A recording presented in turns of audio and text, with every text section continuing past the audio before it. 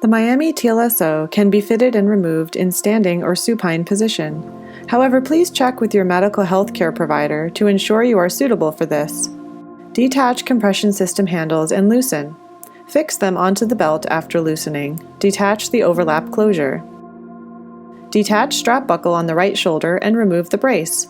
Before reapplying the brace next time, be sure the compression system is stretched to its full width by pulling the ends of the belt apart. Center the back panel on the spine, with the bottom just below your hip bones. Close the belt by using the quick fit pocket. Ensure that the closures line up against each other and do not overlap.